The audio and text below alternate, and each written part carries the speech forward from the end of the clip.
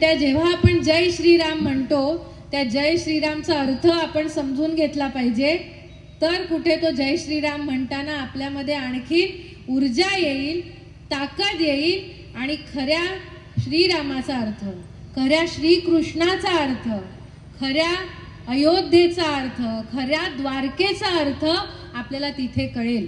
राम म्हणजे काय, मी एका ठिकाणी ऐकलं होतं आणि तो अर्थ मला खूप मनाला भावला होता. रामाचा अर्थ जो राष्ट्र का मान बढ़ाता हो वो राम है. कळलं? राम, राष्ट्र का मान, जो इंसान राष्ट्र का मान बढ़ाता है वो राम है.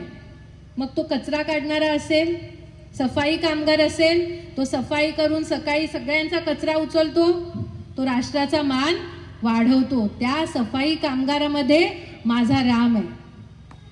आपला पोलीस दिवस रात्र ड्युटी करतो, ट्रॅफिक पोलीस, त्या प्रदूषणामध्ये आपण 1 तास पण उभा नाही राहू शकणार, पण तो उभा राहतो, तो काम करतो, त्याच्यामध्ये राम आहे, कारण तो राष्ट्राचा मान वाढवतो.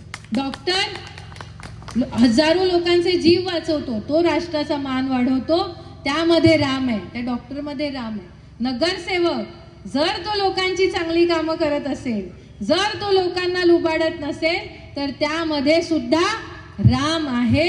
हा राम आपण जेव्हा प्रत्येकामध्ये पाहू तेव्हाच आपल्याला हे श्रीरामाचं राज्य आणता येईल आणि वसईमध्ये आपल्याला ते आणायचे आहे.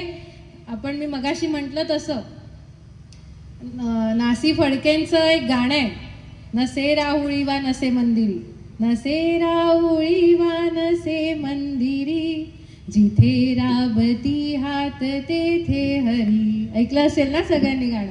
ह्याचा अर्थ काय? जिथे हात राबतात, जिथे हात मेहनत करतात, तिथेच माझा हरी आहे, माझा श्रीकृष्ण आहे, कुठच्या देवळात नाही आहे. त्याच्यामुळे माझा कृष्ण हा सगळ्यात तुमच्यामध्ये आहे, माझ्या वसईच्या लोकांमध्ये आहे.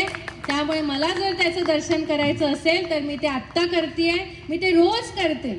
जेव्हा एखादी महिला माझ्याकडे काम घेऊन येते आणि तिचा प्रश्न मी जेव्हा सोडवते, तिच्या डोळ्यामध्ये जेव्हा आनंद अश्रू येतात, तिच्यामध्ये मला ती राधा दिसते, तिच्यामध्ये मला तो श्रीकृष्ण दिसतो. मला इतर कुठेही जाऊन माझी पापं फेडायची नाही आहेत. माझ्या कामामधनं मी ते करू शकते, माझ्या कामामधनं आणि माझ्या लोकांची सेवा करूनच मला श्रीकृष्णाची आणि रामाची भक्ती करायची आहे, जी मला माझ्या नेत्यांनी, सन्माननीय नरेंद्र मोदीजींनी, सन्माननीय देवेंद्रजींनी, सन्माननीय रविदादांनी मला शिकवलंय.